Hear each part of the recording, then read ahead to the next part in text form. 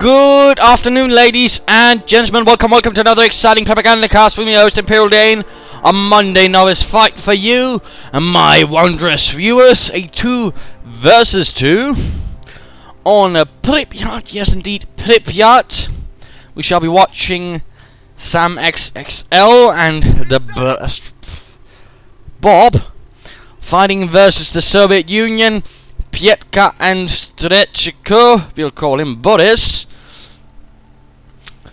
And the Soviet Union fighting here for the 110th Rifle Division versus the Germans Kampfgruppe Reinhardt. Empty start here for Bob. Not necessarily what I'd recommend, but there you go. Lots of conscripts here running for the Soviets. Spreading out otherwise. Germans also slightly spreading out, but less so. At least initially, also noting here that Zam is standing up with a 2 pioneer start and 3 pioneers. I think that, on the other hand, might be a bit excessive. Will certainly leave him a bit vulnerable and also certainly be able to not hold this otherwise vital area. So in that sense, Sam might be setting himself up for some future troubles. Whereas Bob here is getting several machine guns. So not necessarily the best start from the Germans, not recommendable. Trying to Y off here. An interesting move, but rather running into mission as the conscripts appear. And of course, there are only pioneer squads here to actually hold back the conscripts. So that obviously has its own problems. In particular, there are additional conscripts nearby from Priptek here to support Boris. Points being taken in the north, in the south. MG42 soon to set up there, though. Sam here should just consider reaching the pioneers. There we go, 1 squad away. More pioneers moving up. Still nothing here. Another MG42 moving in, this time from Bob. More conscripts arriving in the center, getting a bit too close. Could be caught by 1 MG42, and that would be a lot of trouble. Ultimately, though, not really working out for Sam's pioneers, surprisingly enough. Oh, well, not really. And a bit of aggressive play here from the combat engineers versus the pioneers. Pioneers already losing 1 poor, unfortunate soul, and apparently allowing the Soviets to take the fuel point. Fancy that. Quick attempt here with some sandbags. Motor running for Bob, and an MG42 moving in for Sam, so pretty much no infantry at the moment for either German player. That's not really good. And they're certainly allowing the Soviets to push on pretty nicely, although we do finally see some grenadiers on the way here for Bob. We have a fresh grenadier squad. Conscripts in a bit of trouble. Mildly put.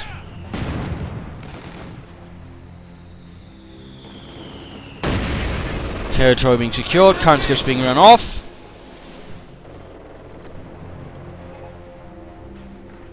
And a special rifle command up at the same time. A support weapon company is already up here for Priptek, whereas Boris will be a bit delayed with his special rifle command.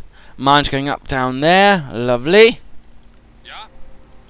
Bit of quiet though overall. Germans not really managing to advance due to the acute lack of infantry. In fact, looks like Sam is moving straight on to the light mechanized company as of yet. Also, Doctrines, we are seeing Lightning War, Festering Support, Spearhead. For Sam, we are seeing Festering Armor, Jaeger Armor, and Jaeger Infantry for Priptek. Almost the box stand except for Shock Motor. And for Boris, well, more or less the same except with Shock Rifle instead of Guards Rifle combined arms.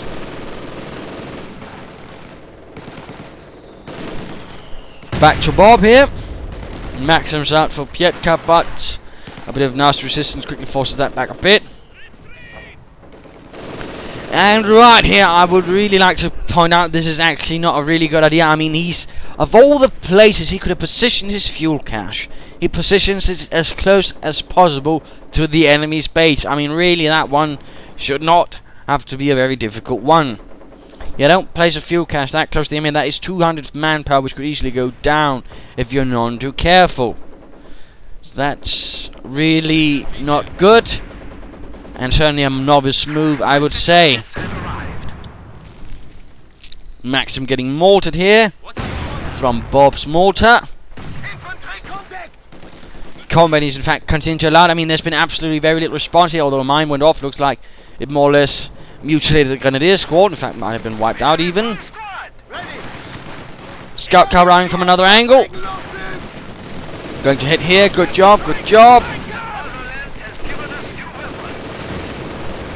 And of course, there we go. MD42 in some dire trouble. Flamethrowers and 50 calibers. In fact, the entire squad almost wiped out. And there we go. Now they could move on and deal with the fuel cache. But now apparently he's moving on to the scout car, which needs to be careful. Otherwise, he's going to run into these Grenadiers who might Panzerfaust it and end its days. Moving on here to Sam. And actually, hang on. There we go. Player colors enabled for team games. I think it looks silly in a 1 versus 1, but a 2 versus 2, of course, it will be quite helpful.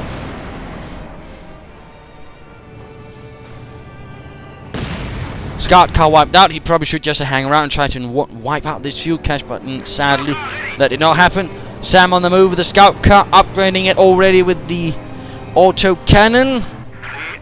Panzer Grenadiers on the way, so finally getting some bleeding infantry, but already know he's lost 2 Pioneer squad and hasn't really been able to gain much ground. So again, the German strategy so far clearly has its holes in it, and again, you really should at least have 1 player go for infantry, but both preferably should have some kind of infantry out.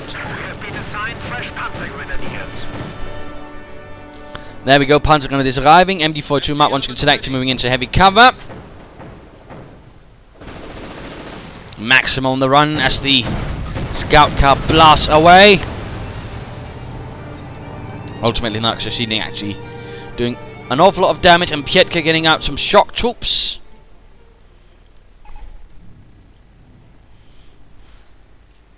Maxim making his way.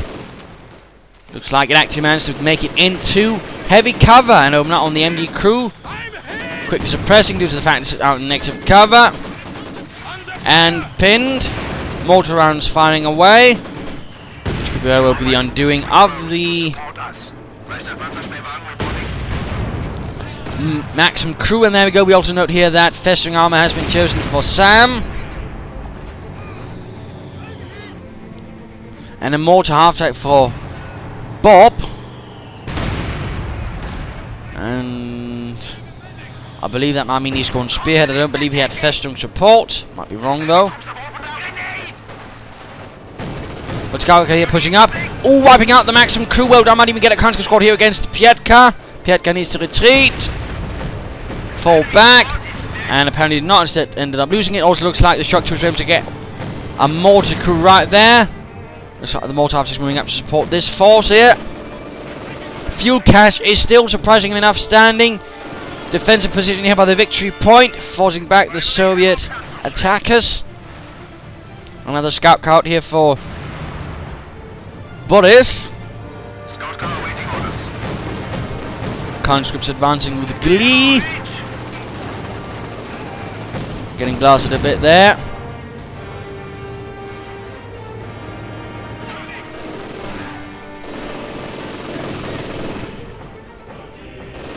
Slow MD advance there, but managed to stop the conscripts there from Boris. And oh, looks like the scout carrier could be very close to going down. Got a bit too close for its own good. Pioneers though intercepting the conscripts that are already heavily damaged. Machine guns and auto cannon taking its toll. The conscripts need to retreat. Plus, of course, we still got the 2 mortars here firing, although the mortar half-track needs to be closer to actually be able to support anything in there. Just saying.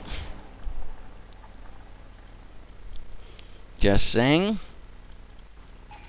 Already checked up here. He actually is flooding a bit of resources. He might want to consider actually doing something with it.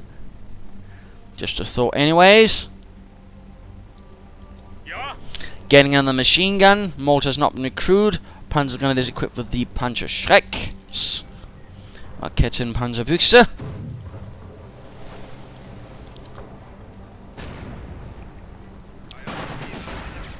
Bunkers being set up. Scout car advances. Needs to be careful. Lots of grenadiers nearby, which of course also means lots of Panzerfaust.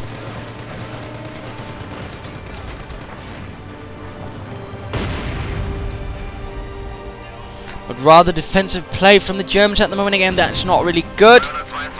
In particular since they're not the ones holding most of the victory points at the moment.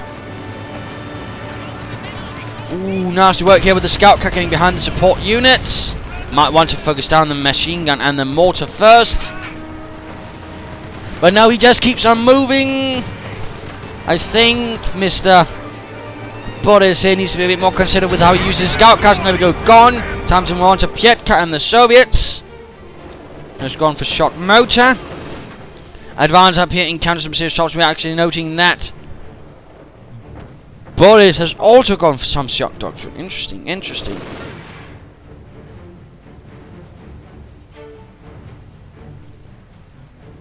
What is it?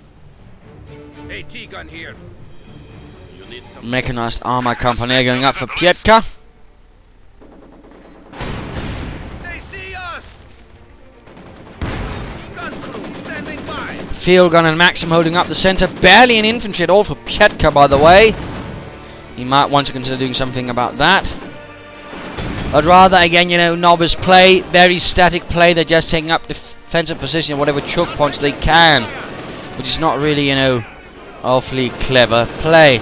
Also here, he could have used a smoke grenade as soon as possible as he came under fire from that, so he can actually save his shock troops in time and ensure they didn't get pinned. But a bit too slow there. Incendiary rounds going in towards here, the clustered up Soviet positions by the right riverbank. And there we go, nice catch there on the field gun.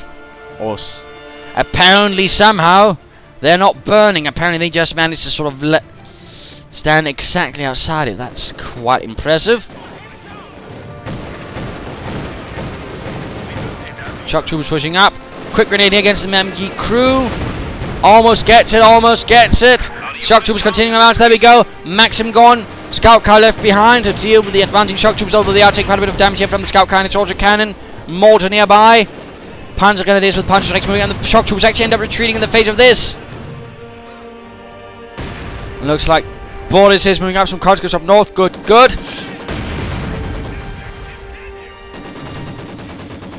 And there we go. Mechanized armor company is up. He might want to consider using it. At least for something like, say, the Su-76 for some artillery. But he needs to stop climbing up here. It's going to make it very, very, very easy for the German mortar to get him, including, you know, the mortar half-track, the Granatenwerferwagen.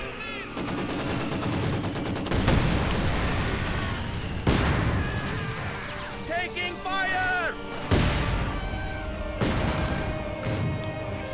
Another fuel cache up, this time thankfully closer to the base, farther away from the enemy. But also this is just absurd. He's gotten up 2 machine gun bunkers pointing towards the same direction. This is really a novice thinking. This is just redundant, in particular since he's adding in infantry and machine guns in the same bunkers. I mean, that's a lot of manpower just to cover this particular avenue. Which could instead, you know, someone had been helping up here instead, or been used towards something else. So not really good thinking there. Support armor company caught up here for Bob. His Panzer IV rolling ahead. Bit of action here. Some conscripts being pushed away. Others hiding out in the house. More conscripts moving up. Now that's actually an MD-42 recruit. Well done. Conscripts got their way down. That's well done here for Boris. Fresh conscripts have arrived. No geballte Ladung utilised there. But taking up the central victory point. No real moves towards the south. And of course, this approach is going to be a bit, you know, don't go there unless you've got some armor, but still, this is really a lot of manpower doing nothing, like the Grenadiers and the MG-42, and even then, we only really thought, you know, 1 bunker here would be necessary. More incendiary rounds, MG crew burning up. Not really good though. Support armor core up for Sam as well. What do you want?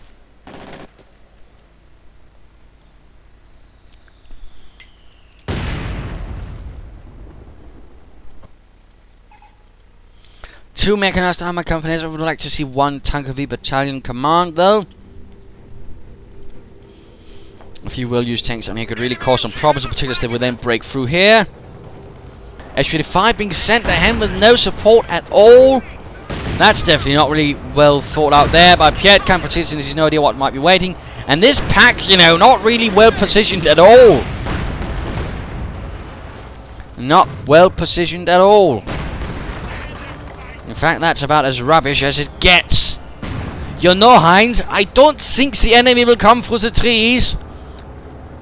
You might be right, but the commander told us, yes, but I think the commander might have been at the candy again, and the bad stuff, that is. Tank destroyer here.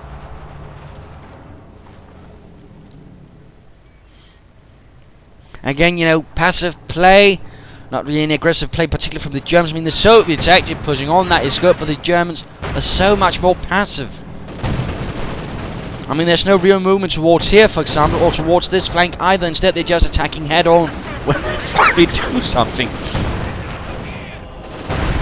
This, of course, is also make it easier for the Soviets to just focus everything they have into much more narrow paths. But time to have a look here, and we are in fact seeing shock rifle from Boris. But will he be actively utilising it? Don't drive the Panzer IV towards an H-85. And there we go, Panzer IV lost. No surprises there, considering how he used it. No surprises there whatsoever. That could have been done a lot better. Fuel caches going up for the Soviets as well. That is good. And so anyone has to commend them at least for building fuel caches. But again, you know, this one seems pretty much like tempting fate. And of course, remember, don't have a Su-85 fighting against a pack head-on. That's pretty much only to the advantage of the pack. It's a bit of poor tank destroyer management right there. That should have been done better. Incendiary artillery barrages, KV-8's available. He could of course also try and save up resources for Ice 2, but they are lacking in fuel severely.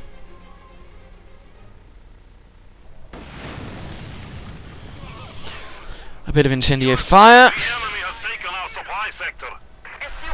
Field gun crew burning up, melting, and getting stuck on the field gun. And there goes shock troopers leading the way, clearing out the pack crew. Well done, well done. Another shock trooper squad out here for Pripyat. Incendiary barrage perhaps going up here towards the north. There we go, catching the pioneers in a sea of flames.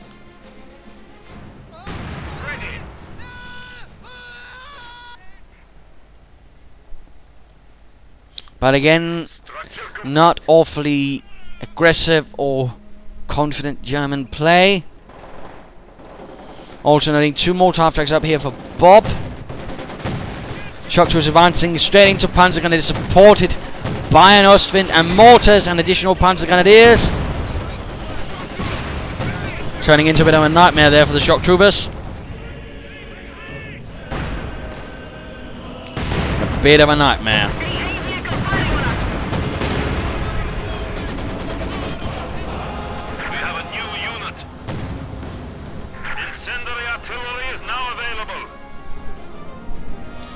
Nice use of smoke there to save the Ostwind, Sam. Nice move.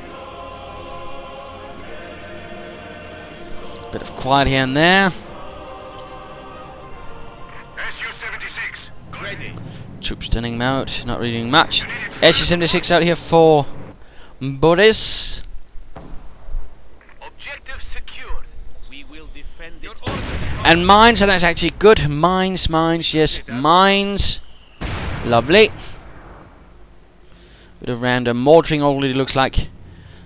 Bob here's moved on to the heavy panzer core. Interesting.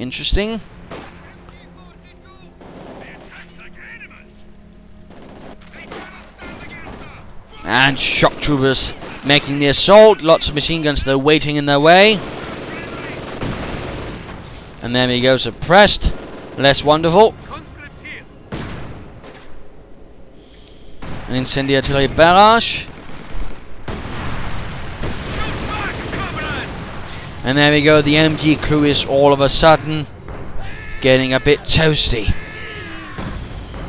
Su-76 applying some pressure down here. Good. Except it's not really hitting anything. There we go, fuel cache down. And these conscripts here got caught in a bit of a whirlwind of death.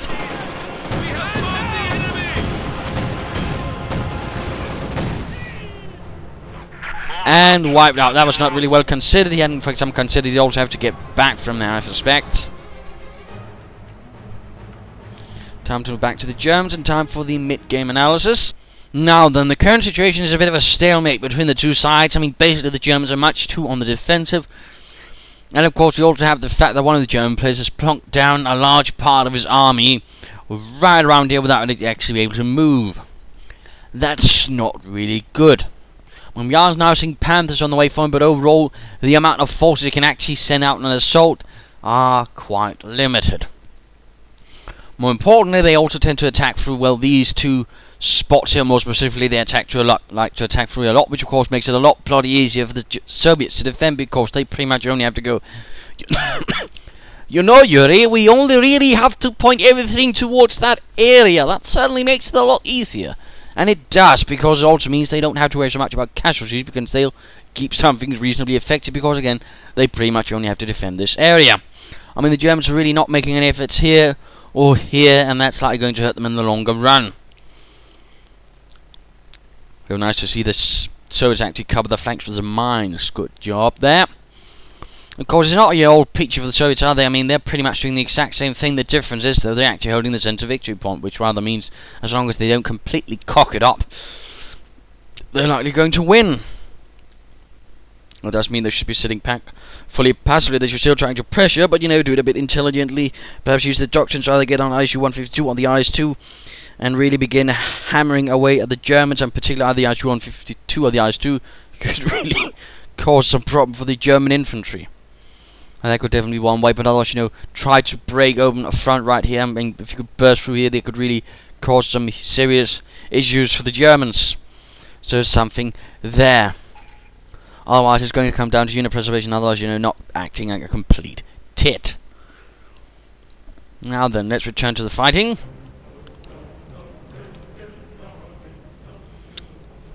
You need indirect fire? Assault being launched here.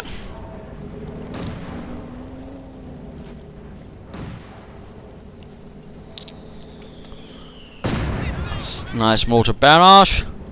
Looks like we're going to see Sam launching some sort of flank assault. The Panzer, and of course you could also consider actually the one squad festering armor setting up a pack 43 around here to actually sort of deal with any armor that might get within range, in particular the S-85s, but something around that. It's just a suggestion. Mortar wiped out, not really good unit preservation here, not good unit preservation, but again, that's also something to do with the fact that Bob here is putting out far too thinly across the map. Again, he's going to have to manage here, here, and here. That's a lot of attention to sort of play around with. Mortar attacks moving up, immediate barrages from them, looks like. Incendiary barrages en masse.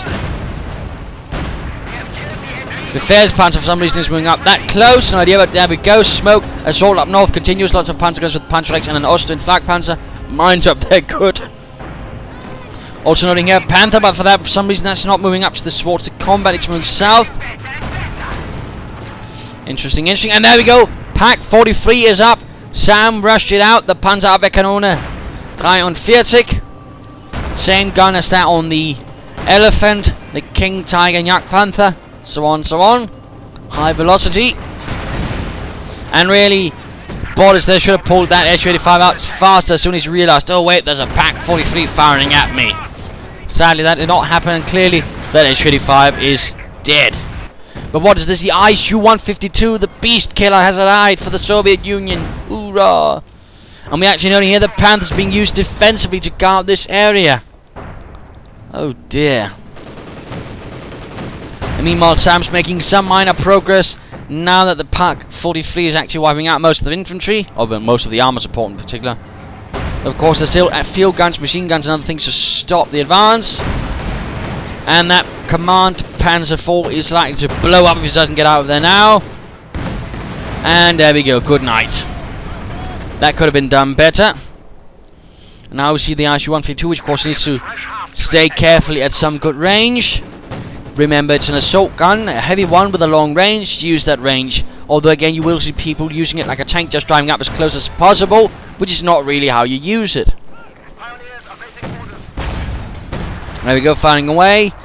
But mind you, within range of the Pack 43, which just gained veterancy 2, and thus a damage bonus, making it even more lethal. And there we go, another hit, and the RG-152 is almost down, destroyed, wrecked. By the way, this kind of Pak 43 was actually in a sort of early model due to the fact they couldn't really get the initial mount out, which was the crucifer mount, which rather worked like the Flak 88, that is, you can just easily turn around 360 degrees. And instead they had to make do with this for some time, using an artillery carriage instead, I believe. So, little fun fact there. But again, this RG-152 much too close to the enemy front lines. And there we go, G-76 actually trying to bombard the Pak 43. A bold endeavour. The question is, can actually bloody well hit? And looks like Sam is getting wise to this. And there we go, one hit. Gute Nacht. And veterancy free.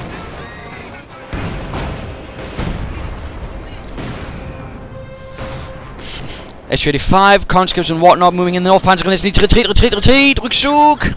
Not sure why the Ostwind's not being moved back for repairs. And then just note here in the south, Bob's got so much hanging about here, which is rather allowing the Soviet players to pretty much focus everything else here versus Sam and whatever little stuff Bob has left. Not really good though, of course. I mean, Sam's not making it easier with a rather disturbing unit preservation he's so far displaying, actually losing a lot of infantry squads. And that is, if anything, is something he should actually work on. And these shock troopers just need to get out of there. There's no point in getting them killed like that. Come on, Boris. Show some compassion. Popping over to Sam. Oh, shock troopers fighting their way. Bombing run going in by the looks of it. There we go. Pak 43. No more. It fought well, but not well enough. And the Ostwind clearly was in no area to support. Another Befehlspanzer out here for Sam. Panther doing nothing. Again, lots of resources doing nothing here for Bob. Again, not really good. Clearly another mistake.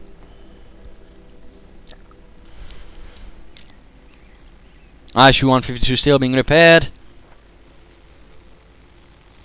You know, we've been welding this for quite some time. Are you sure this is okay? There are no adverse side effects. I don't think so, Boris.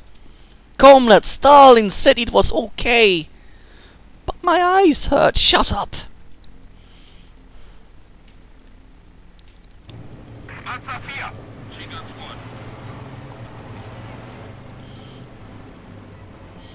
Bit quiet around here.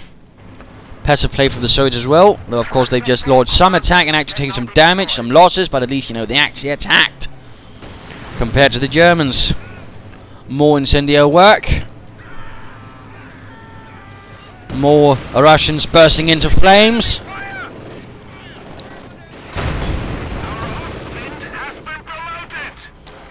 Bit of nice flanking here, though running into an Ostwind Flak Panzer, they might want to consider relocating to somewhere where they're less likely to get blasted into bits.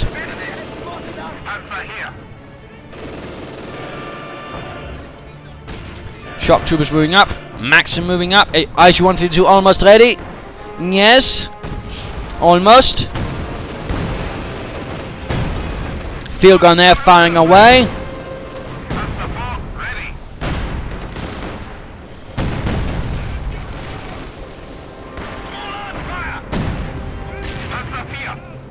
And there we go, popping up smoke. Yes, good, good. Then doing nothing with it, less good. Panzer IV rolls ahead. Befehlspanzer.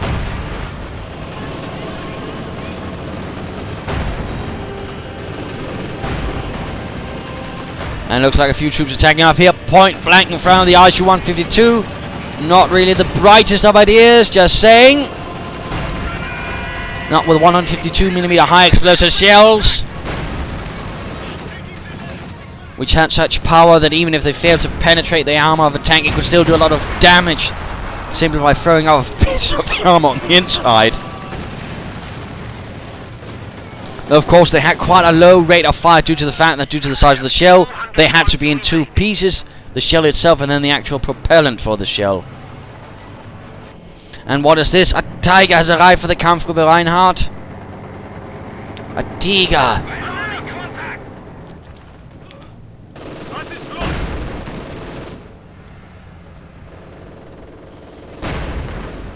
Panzer Grenadiers moving ahead.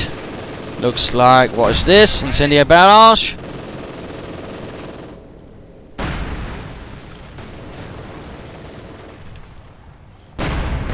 Burning away. Ready for orders. Bob here might consider supporting his tiger with a Panther. Just suggest Panther goes a charge across the bridge with the ISU-152 right in front. They must know it's still there. And there go one hit. Oh my goodness, he fired still with his own troops on the bridge. The cold-heartedness of Pripyat knows no bounds. He just blew up so many troops on the bridge. Clearly this man knows no mercy. Now the Panther's being sent away on a flanking assault, but with no support whatsoever. Not even something to check for mines. At least he's doing something, but you know, it could have been done better. And the Tiger's advancing up here on its own as well. Boris, or Bob, really hasn't fought this one through. Popping the smoke at least, but you know, barely any support. And there we go, Panther just crashed into both mines. And realises it's got better places to be. So that was really a ill-considered assault. And there we go, the Tiger went down. The Tiger went down. Bob, you klutz. That really was a terrible assault. Another Befehlspanzer looks to be going down, but no. Railway artillery support. Schwerer Gustav.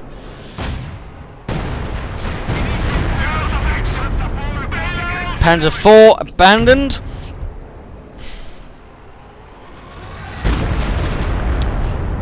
Did he actually throw it around here instead of actually at the enemy? Come on, Sam.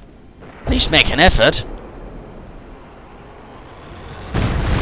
At least he got the field gun, but that was really not the best usage of it. And Pietka's floating so much manpower, so many resources. Of course, he's very close to be able to getting another ISU-152, but yeah. I mean, he's barely got any units. He's all trained some conscripts, for heaven's sake. I mean, you've got a doctrine which actually allows your conscripts to repair your ISU-152.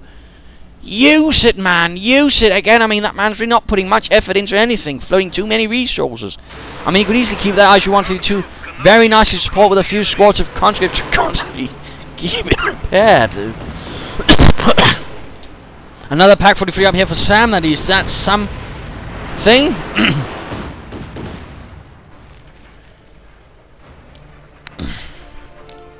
And the Mortar's actually doing nothing. I mean, so many things here from Bob doing nothing, not supporting, not doing anything at all. And this time around, Pripyat does seem to realise he needs to keep it at range. Good, good. There we go, Pak 43 reveals itself. ISU-152 takes it upon itself to blast it into bits.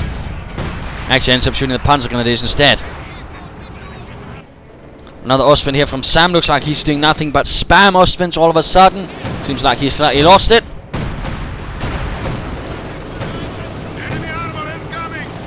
Bombing strike. Getting out there, the Ostwind. Another ISU-152 available. That would be a good idea to call in, I think. Could pretty much seal the deal. And there we go. ISU-152 got the Pak 43. So many resources being floated again. This is not commendable at all. Should be avoided at all costs. In particular, we could easily call in ISU-152 more and just, you know, get it over with.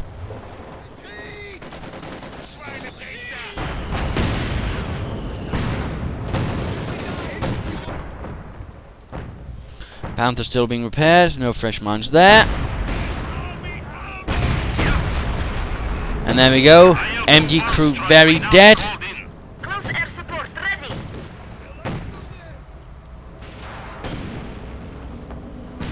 Ostwind needs to be careful. There we go. Nice hit into the side. Shock troops with 2 Panzers Rex. And there we go. ISU-152 gets the kill. That was actually an earlier variant of this based on the KB chassis known as the SU-152, also had a slightly lower velocity gun. More SU-85s. Looks like a bombing strike going in towards here. Good spot. This is very hard to move out from it. Bunker down. Gentleman inside it. Dead. Panther damaged. Still no second ISU-152. Come on, Priptek, do something with your resources again. Tip for Monday Novice Fights. If there's something you're curious about, always check your flow resources. And again, if you do, just build something. Again, that's the best initial advice you can get. And then afterwards, you know, learn to, you know, build something useful. But still, don't float that many resources. Please don't. Tiger out here for Bob. Catches your barrage in return.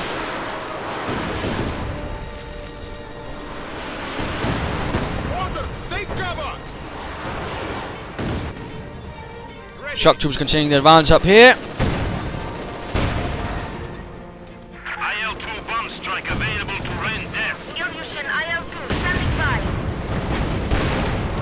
There we go. Shock trooper dead. Shock trooper very dead.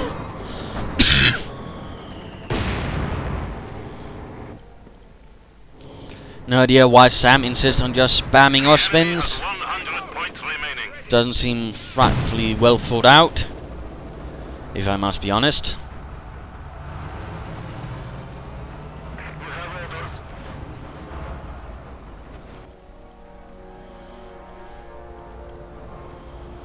Again, Priptek, spend some resources. You've barely got anything on the field.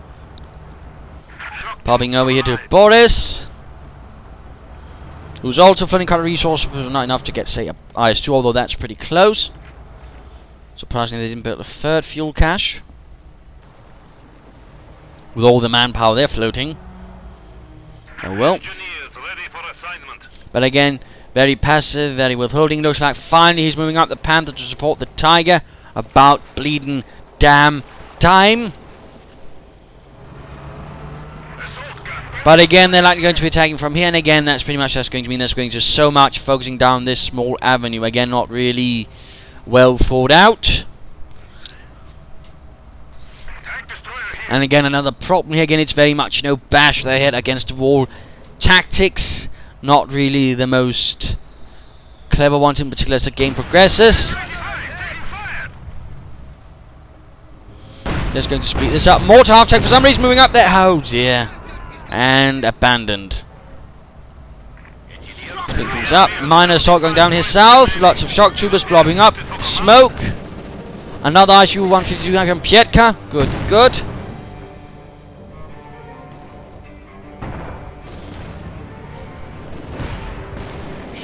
A second Ostwind. Oh dear, looks like Sam's lost it. Bunker getting blasted here by the ISU-152. And that was rather the primary purpose of the ISU-152, blowing up fortifications and the likes. Another Pak 43, another bombing strike. That's 3 Pak 43s gone. Priptek actually stealing the mortar half-track. The Germans not pursuing or doing anything. Again, not really good for the Germans. Much too passive, lacking the spirit of the Blitzkrieg. And there we go, pushing ahead, Panther and Tiger. Panther leading the way, should have been the Tiger, I think. Instead, the Panther quickly gets focused down. And there we go, quickly down. Flak Panthers flanking, but again, they're not going to do much, so why even bother with them? Again, doesn't really seem like the German players thought this out awfully much. Smoke allowing the Tiger to get out. Fragmentation bombing run, getting the field gun, but you know, why not earlier? And now the IS-2 is available, but I don't really think it's going to come. There we go, Tiger down. We have taken the enemy down to 50 points. Another Panther here for Bob.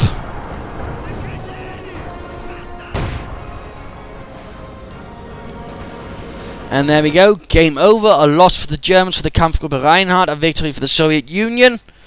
A bit, you know, in many ways, classical Molyneux fight. We see, you know, some of this, you know, passiveness again, you know, thinking, oh, I just need to dig in, then I'll win victory. And then casually forgetting, oh, wait, they've got all the victory points, at least the large majority of them. Another one thinking, of course, I'll win if I just, you know, really plonk down all of my forces on one of the extreme flanks, you know, forgetting about everything else. And also, you know, pretty much ensuring you can't use your force everywhere else. Again, that's not really good. Defenses should not be your primary thing to do. You shouldn't be using your units like that. So instead he passed up on a lot of opportunities to, you know, really do some serious damage on some serious attacks. Never mind, they also committed the mistake, you know, of basically allowing the Soviet players to focus all the defenses in one spot and then charging straight into it. That was really a bad idea. I mean, they barely bothered with the flanks. Bad idea. Poor positioning of the fuel cache, at least the first one. No real use of mines. Not really good use of doctrines. Same could be said about the Soviets, who also floated so absurdly many resources. Really should never happen at all, and I was pretty sure the only thing they really won was the fact they got to this first and were able to hold it. Otherwise, I mean, they probably would have lost because they really weren't doing well either in terms of resource management. So there you go. Hope you learned something from this match. If you did, want to subscribe to your friends. If you didn't, well, want us to replay beyond, provide some feedback in the comments. This is Imperial Dane saying cheers.